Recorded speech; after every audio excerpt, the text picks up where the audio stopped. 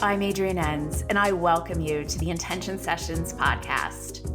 I want to inspire our most intentional living. In each episode, we'll talk to remarkable individuals who will share their authentic journeys and their insights with us. They're going to remind us that life's complexities can be our greatest teachers, and that intentional living can be expressed in an infinite number of ways. I hope you find some inspiration for your most intentional life right here.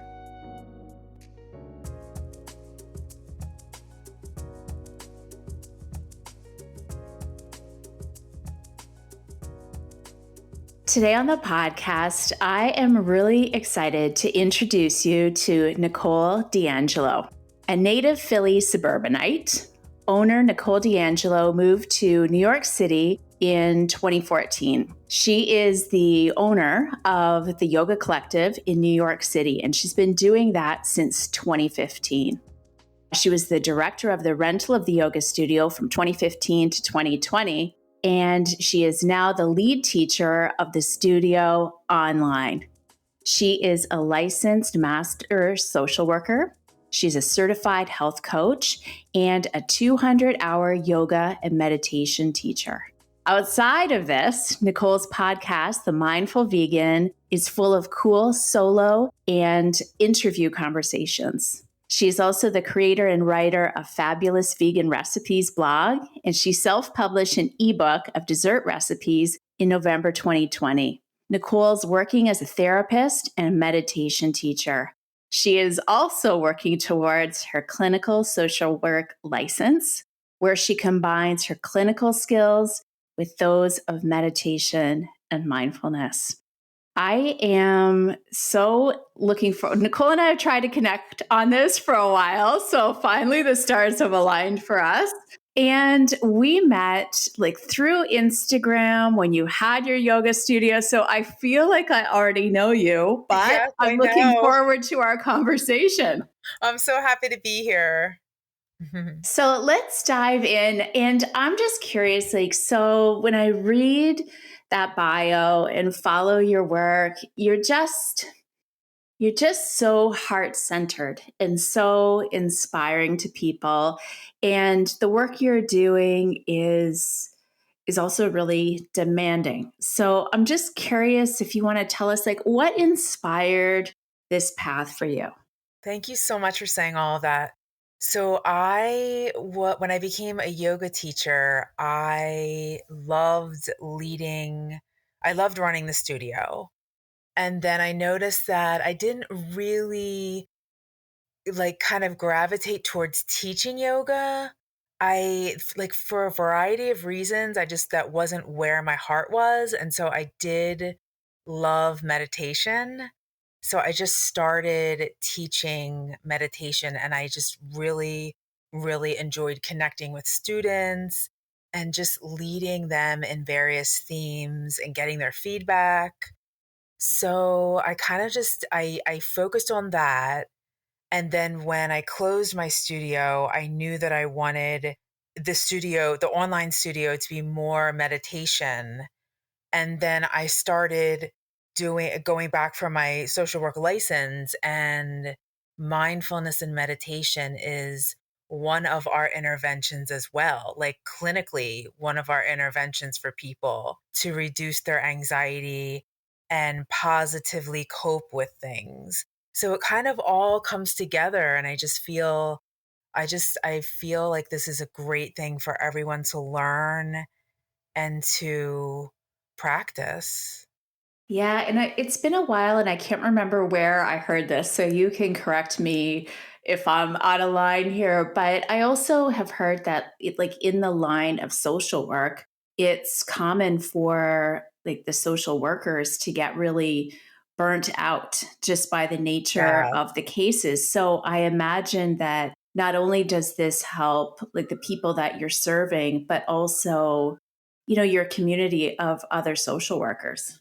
Exactly. We need to have our own downtime. So when we listen to a lot of people all day, there's a lot of energy that you give out to other people. So I feel like this is just such a great time to even enrich my own practice and keep up with my consistent meditation practice. And I also feel better leading others and then teaching it during my teacher training. So even just reading about meditation helps me to feel calm. I don't know if you've ever felt that way, but like learning about it and hearing others talk about it is kind of the same as actually meditating. It's so healing. Totally. I completely agree. And I'm just interested in, the communities that you serve. So you're working with, what is the proper term? Like your My cases, your clients. clients. Okay. Yeah. Thank you. So your clients, and then also with your students studying to become meditation teachers, like in these communities, what are you seeing in people right now? Like, how are they feeling? How is life going? And like, what do they really need? So lots of depression and anxiety, absolutely pandemic related, not knowing what they should do, how they should be with others, lots of anxiety related to losing jobs and even housing. There's a lot of anxiety out there. So I even hear that with my students. They feel overwhelmed. Some of them aren't sure where to go with their business, or maybe like they're just looking at where they want to live.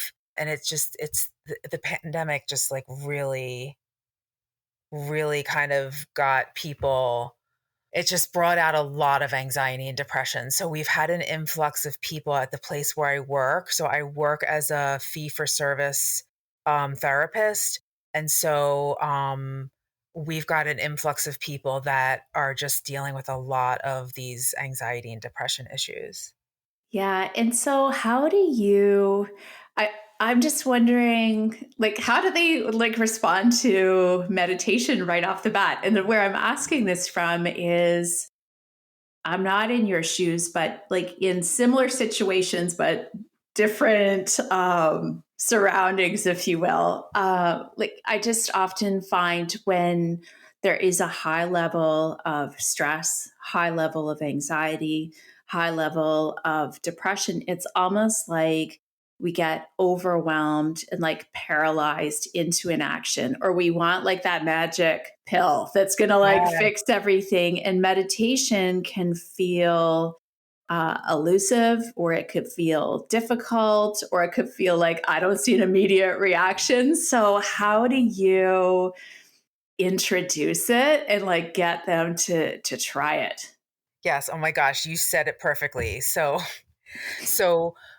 I think I agree with you. It does seem like, oh my gosh, meditation, I can't do that.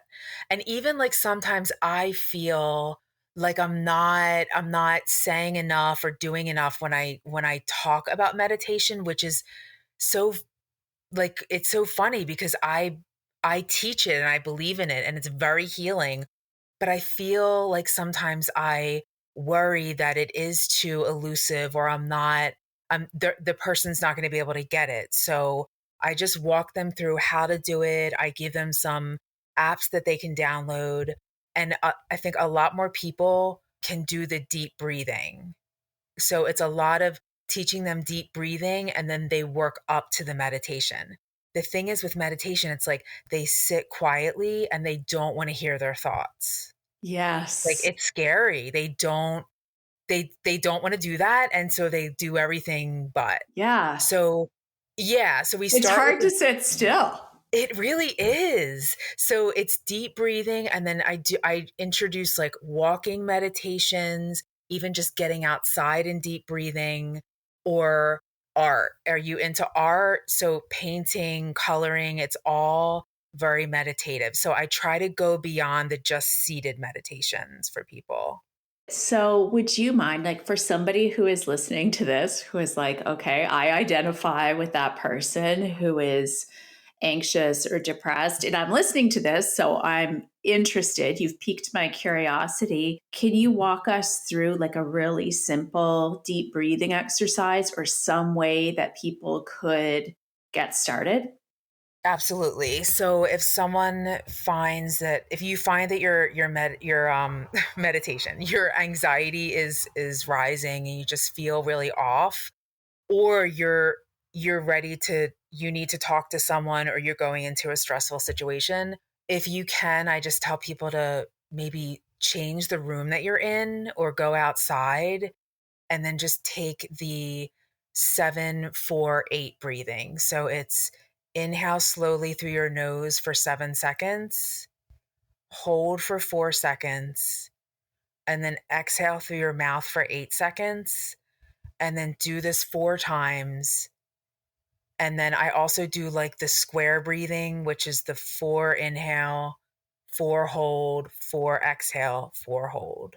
And then even just through personal experience, I noticed that my anxiety does start to go down. I can feel like my heart slow down, and just like my whole, you know how you can feel that adrenaline go? I can kind of feel it come down. Yeah. And what if the 7-4-8, like what if somebody finds it hard to start with that length? Like, can they Yes, start with the shorter? absolutely. So I say, if you cannot do, because some people have breathing issues, if you Hmm. can't do that deep breathing, or if it's just too much, breathe halfway up, so a little bit more than you would normally breathe in, hold, and then exhale. So like, go with your body. Don't force a huge inhale if it's uncomfortable for you. So it's just amazing how people don't even breathe during the day. It's so shallow. Well, this was my next question because I'd love for you to elaborate on this for us. And from myself personally, like now I do yoga and meditate, but at a time in my life, well, I was really struggling. I had horrible anxiety, and I went to somebody who wasn't that helpful, unfortunately. Mhm. And she was like, well, you need to breathe. But she didn't, and maybe I was closed, in all credit to her. But my mind was like, I already know how to breathe, and I just Right. didn't understand or receive what she was trying to explain to me. So I think there's this misconception that because our bodies do it, they're doing it properly, but they're not really doing it optimally.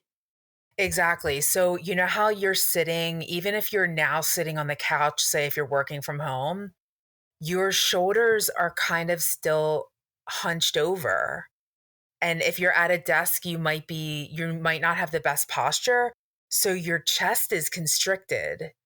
So I usually tell people to sit up against something where your back is supported and bring your shoulders back. And you can feel that little tiny stretch in your chest.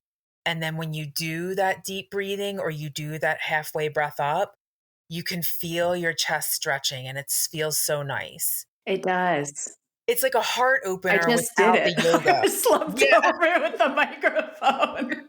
Yeah, and then I asked them, maybe you can think of a place that is calming, or you can turn on a sound or music that is calming.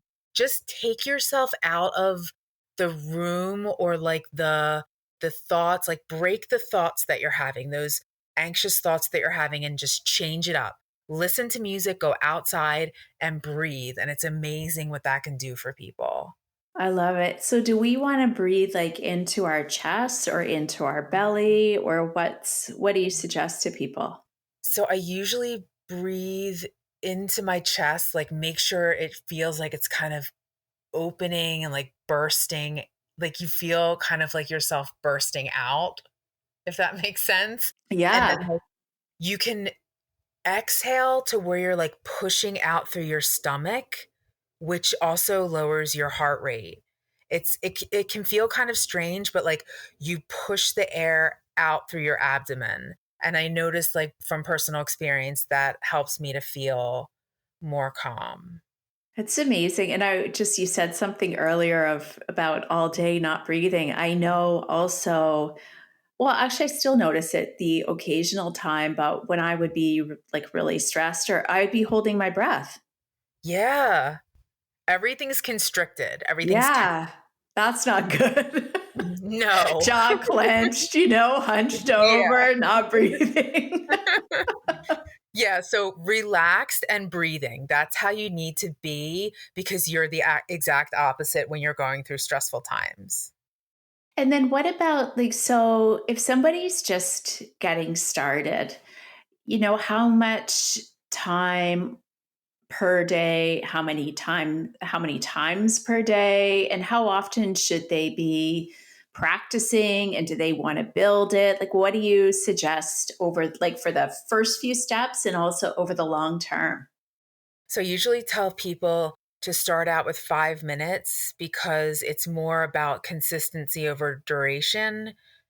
So try to do 5 minutes a day. And then as you feel, as you start to feel good and it's helping you and you're liking it, you can go as long as your body wants to. So 5 to like 20 minutes, and just try to do something each day. And it doesn't have to be seated. It could be walking, it could be coloring, it could be looking out the window and just focusing on something. And you just let your thoughts come in, observe them, and let them go. So it's about not attaching to your thoughts, not judging them, just observing them. Okay, I'm anxious, I'm scared, it's there, and then letting it go. I want to pause there for a sec because that's really powerful, right? Like that's Yeah. an idea that I'm familiar with and I've had to learn over time. But do you want to elaborate on that a little bit for somebody listening who's like brand new to that idea? Like the idea of, I don't know, how you notice your thoughts, like how they're actually separate from you? Yeah, so when you're meditating, you can hear your thoughts, you can kind of feel those emotions. And when a lot of people when they're sitting there, it's uncomfortable. Like you want to be thinking of everything but. So you want to talk to someone or you want to do something else other than think of, okay, I'm anxious about this or I am really worried about this. And it could be something that you're making up in your mind. So we have these cognitive distortions where we start to make up things that are not true. Those irrational thoughts, those negative thoughts come in. And so they're not pleasant. But when you see them for what they are and you label them, you admit I'm scared that this is going to happen, you can face it, and then you just let that thought go out of your mind. So you think of it and then you just kind of let it drift away. And then as you name it, you can start to talk about it either to a therapist or a friend and just kind of challenge that negative thought. Why are you worried about this? What is the evidence that this is going to come true? What can you do to bring down your anxiety? What are those positive coping skills that you can do? But like you can't get there unless you acknowledge the anxious thought and just acknowledge your feelings. Does that make sense? Absolutely. And I'm just so happy to have you just explain it because when Yeah. I learned it, it was new to me. I have a history with addiction. So I Mm. loved to numb out my thoughts. Like I didn't want to listen to them. So that Yes. learning to come to awareness terrified me. I didn't want to do that. But then I learned that all this stuff is going on anyway. Do you know what I mean? So I can Yeah. either look at it and either do something about it on my own or get help to do something about it. But like avoiding it doesn't make it go away, it just makes it get bigger. Yeah, it helps in that moment for a split second, but Yeah. then anxiety doesn't go away. Like it No. will come back. So it's like that saying, the only way out is through. You have Yes. to acknowledge it and then deal with it. So for instance, like I will, if I notice that I have like issues with like sometimes with binge eating, Hmm. like I eat my feelings and then I'll say to myself, what are you doing right now? How are you really feeling? And then I notice that, oh, I'm feeling lonely or I'm feeling anxious or this or that. And then I do something else. Like I Yeah. realize I'm not listening to my body or my hunger cues. I'm not hungry, but that helps me to cover up my feelings. So then I don't do that. I realize I'm anxious about this and I do something positive, more positive about it. Not to say eating Eating is fine. I don't want Yes. anyone to think I'm saying that, but Yeah. like if it's something that you're relying on to cover up that anxiety or to run away from it, you can recognize that you feel that way and then do something else that is going to help you to feel better. Yeah. And then what I hear you saying too is when we do that, like we're in control as opposed to the anxiety being in control. Yes, yes, exactly. So, can anybody meditate? I think the fact that it doesn't require a lot of movement, I think is good. Like it's accessible, but I do think that some people can be scared Yeah. by it just for just not wanting to deal with emotions.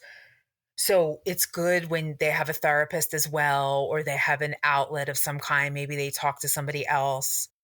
I think that it can be intimidating, but with the apps that are out there and YouTube videos and just instructions like that, it makes it a little easier for a lot of people. What are some of the apps that you would recommend? And if you want to tell us why you would recommend those, that would be great. Okay, so Insight Timer, I Yeah. found out from someone else, from like maybe one of my students or someone at my yoga, like a yoga teacher. But that's free. So I try to tell people about the free ones because not everyone has money to I, do like I a use Insight subscription. Timer. I think it's great. Okay, yeah, it is Mhm. really good. They ask you when you download it, they ask you why you're here, what are you hoping to get out of it?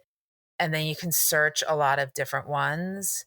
And there's also just a timer, like you can have a Exactly. gong or whatever noise you want, like bring you in and out. And then it does track it. That to me is neither here nor there. But, if you want to, if accountability helps you, then it's awesome. Definitely. And then Calm, I think, has a free trial or a free version, the Calm app. I have to say, I have not looked at that though, but other people have said that there is parts of it that don't require you to subscribe. Hmm. So I usually say Insight Timer, and most of my clients have tried it and are pretty, like, find it pretty useful. And so when you're suggesting these, are you recommending the guided meditations? I Yeah. do, because some people are like, "I can't just sit there. There's no Yeah. way I'm gonna sit there in silence." Exactly. No, and I'm only asking you, it might be a remedial Mhm, question for you, but like mhm. for somebody listening who is brand new to this, what kind of different guided meditations are there? And what could they maybe expect? Like, why would that be a good option? So some people will say, "I'm anxious, I can't sleep," and then they can search meditation for sleep or meditation for anxiety, and you can choose like a time. I think Insight Timer lets you choose like if you wanted an 18-minute one versus a 5-minute one. And so I feel like it's very customizable. So is that a word? Yes, I Customize? think so. Yeah. I'm nodding. Anyways, it is now. Yeah. So I think it's just easy because you can customize it and then everybody's on their phone anyway. Yeah. So I feel like, all right, download this one more app and let's see if you can channel that like phone time to be time for yourself. It sounds strange, but like we're so like we don't put our phones down. What if that time was where you did, but you were also listening to someone guide you through a meditation? Yeah, and then you don't have to think about it. Like they're just taking you on this great journey and you're not Exactly. struggling with those thoughts necessarily. It can be a really great entry point, right? Exactly. And then if a person decides, "Oh, I don't need to hear, someone guiding me," then they can just choose one with a sound or music. And then just kind of, all right, I'm going to kind of do what I learned and let my thoughts come in and then let them go. I'm going to see if I can do this myself. Totally. I want to just circle back for a second because we were kind of just talking about this and I wanted to just talk to you about one more facet of it is, do you feel like there's, a misconception of, that people who meditate, like it's easy and very zen-like and calming, but the truth of it is, even if you've been doing it for a long time, it can be tough and frustrating. And those are benefits. But do you think that misconception is out there? Yeah, I do think that I think people think it might be easier than it is, or like you do it once and you're good. Yeah, or if they're not relaxed, like they're doing it wrong. That's the sense that I get. Like, oh, I can't do this because I'm not, I'm uncomfortable. And it's Exactly. like, that's Exactly. like, Or like 5 minutes. I only did 5 minutes. That's not meditating. Like there's so many ways people think about it, but it just is. Like however you do it, it's benefiting you.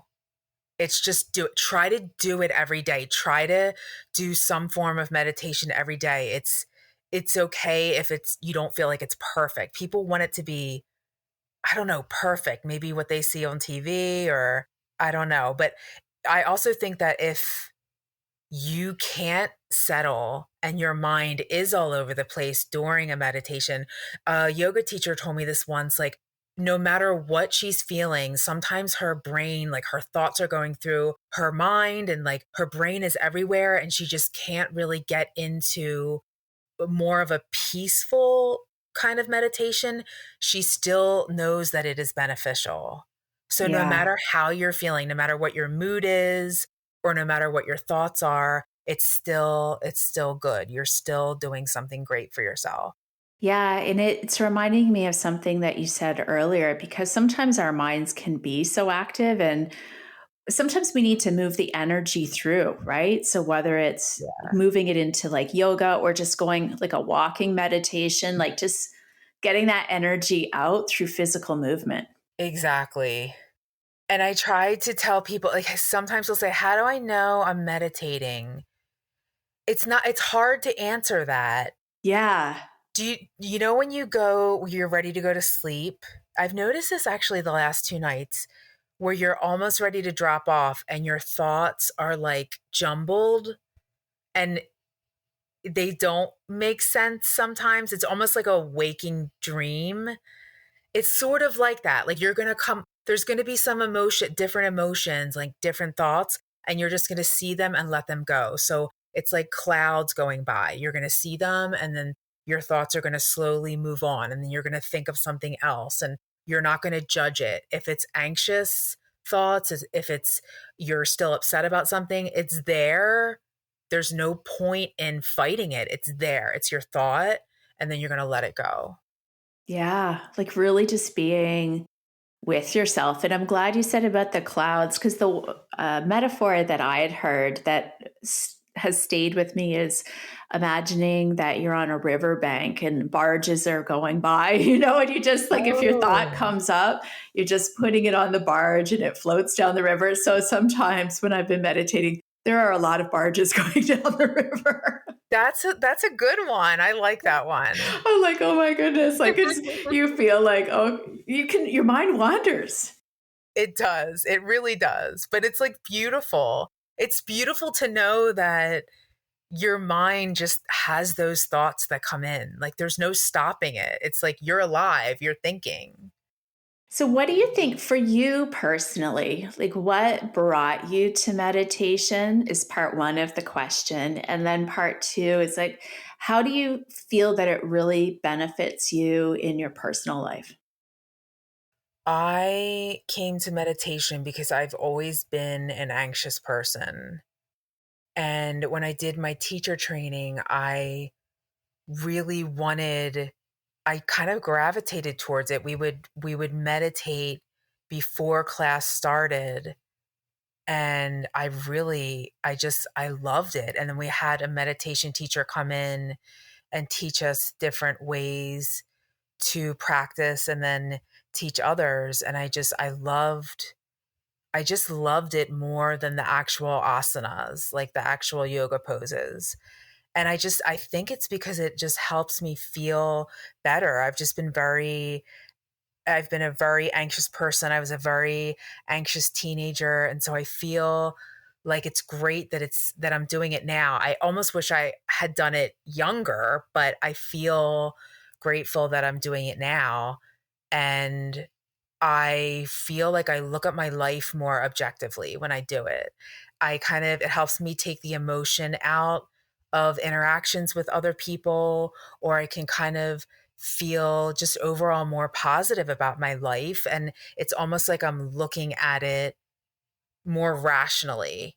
So it helps me to slow down, be more patient, be more compassionate with myself, which then transfers to others because I have more patience with my interactions and I just feel better.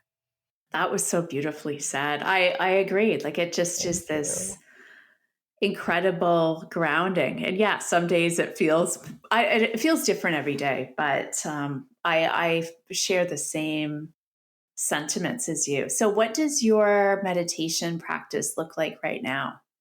Okay, so I'm glad you asked because I wanted to say that also I'm not perfect. None of us are, even when we teach yoga and meditation. So, like, I'll fall off and then I'll get back on consistently. So what does So, falling off mean? Like not doing it at all? Or I just want people to know what, yeah, like yeah. sometimes I will have a really long day and I don't sit because I prefer seated meditations and I don't sit down and do it.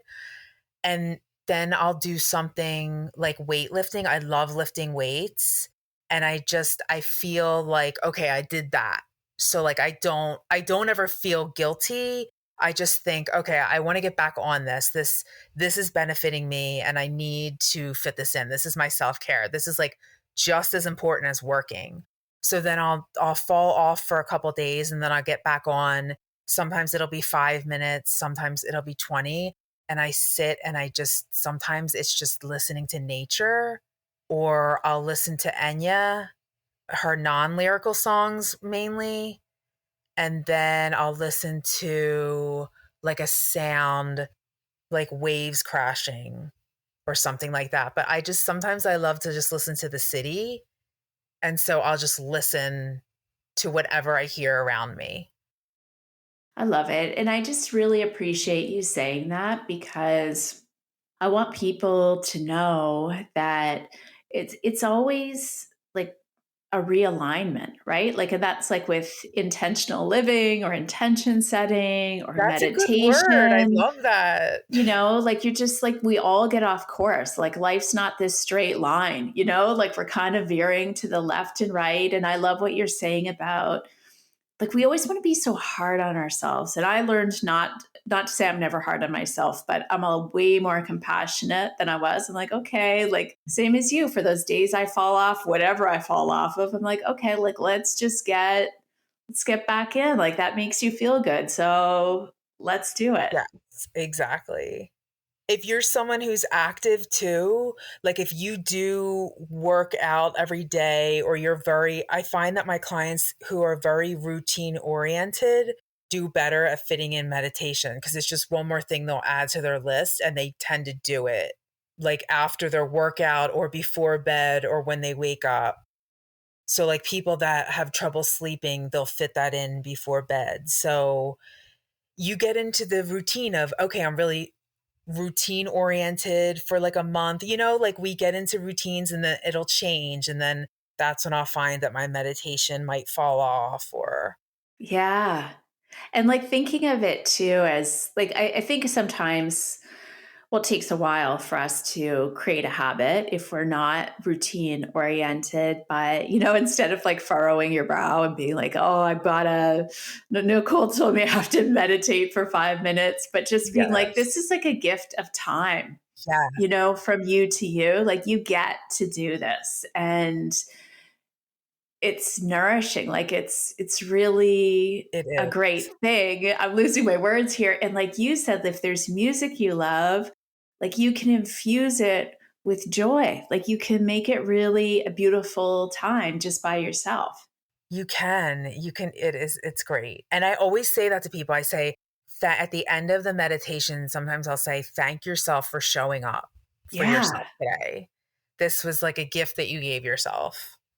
I'm so glad you said that too, because I also think that's always how I feel when I get on my yoga mat is like, it's just like me showing up for me. And sometimes just being on the mat is a Yeah. big effort in showing up.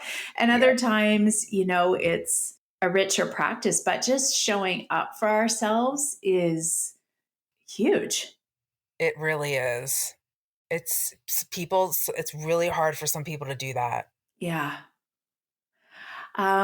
Nicole, how can people like work with you, follow you, learn more about what you do? Like, where can they access you the best? Yeah, so yogacollectivenyc.com is the Yoga Collective website. So we used to have a studio in Midtown. I have to say honestly, I loved it doing that for 5 years. I don't miss it. It was a lot of work and it was beautiful and I loved everything about it, but it was like the perfect time to end it, change things, and then the pandemic happened and it was just so great. So we started out as the Yoga Collective. It was a studio that people could rent to teach their own classes. And now I just moved it online and I redid the website. And so all of our offerings are online. So we have a 15-hour meditation teacher training that is starting again in November. And then we have mini courses and I do corporate meditation. So yogacollectivenyc.com is where you can find everything about me and what our offerings are. And I know I follow you on Instagram. Oh, And Instagram. Yes, Instagram is at Yoga Collective NYC and so is Facebook. okay, perfect. And do you have a preference there, like where you're just more at home, or both are good? I love Instagram. Isn't it Same. awesome? Okay, so yeah, Instagram. I'm just asking because, yeah, I put more of my heart in there, but just as different people have different. I want them to get the best of you wherever you're at your best. Yes, yeah. Instagram is great. I love that. Awesome. And so, first of all, I just love everything that you shared. I just think it's so helpful anytime, but especially right now. And like, just to close out, if there's anything we missed you want to bring up, I want you to share that.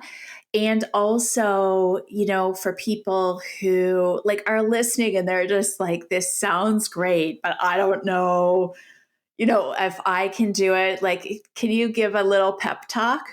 Oh yeah. So for anyone that is doubting themselves, you are unique. So people are going to come to whatever you're offering, whatever you're doing to see you. So true, there are lots of yoga and meditation teachers in the world, but you are the only person who is offering your expertise, your style.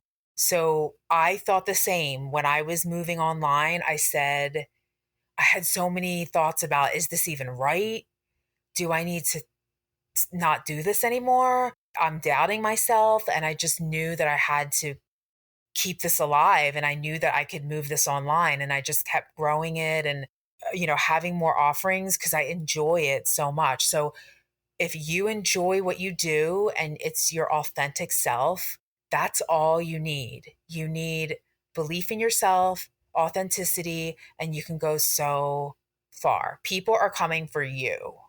So awesome. And what about I'm just feeling like we need to also address the people who I want you to say something to the people who are now like kind of piqued their curiosity about meditating and coming to these teachers, because I love what you just said to them. Like, so for the students or potential students, if there's still a little bit of doubt there or them thinking meditation sounds great, but it's not for me, what would you say to those folks?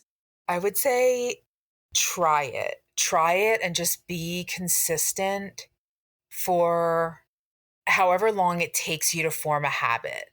I heard it's 2 weeks. I heard a lot of different things, but for you to make it a routine, try it for as long as you can. Go to classes, download apps, just know that there's actual scientific studies that show how beneficial it is to our bodies, our stress levels. It lowers our stress. It brings out our relaxation response. It activates that, and it helps us to form connections in our brain. It helps you as you age. So there's actual scientific studies where it's good. It's it's not just for, yoga teachers. It's really for all of us. So try it. It will just bring a lot of benefits to your life. It's wonderful.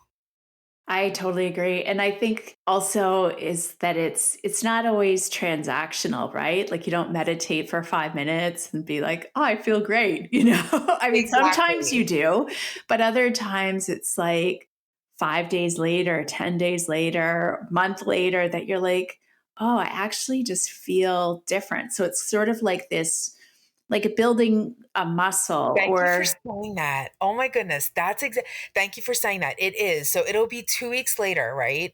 And something will click and you'll say, oh, that's the benefit of meditation. Because yeah. maybe like you look at something differently or you look at somebody differently or you just feel so positive. Like everything's beautiful and you're like, oh, so it's a little bit of a delayed kind of like result. So it is building up, it is being consistent, it's being patient, which is like everything we want to be in life, right? We want Yeah, to, and yeah. aren't.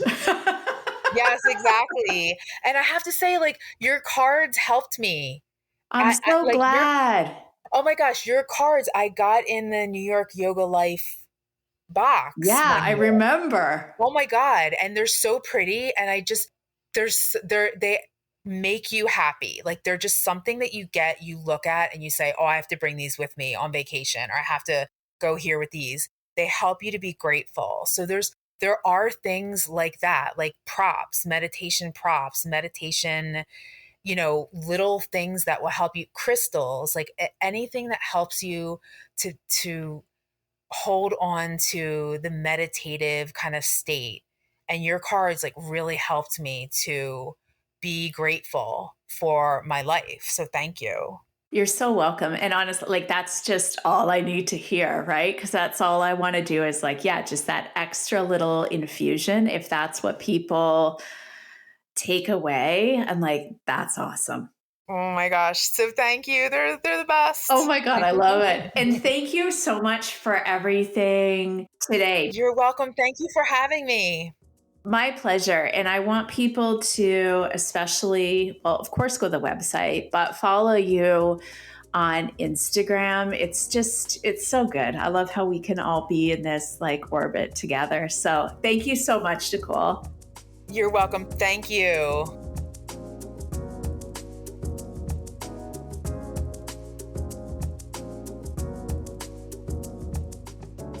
Thank you for listening. May some of the wisdom shared here inspire your most intentional living.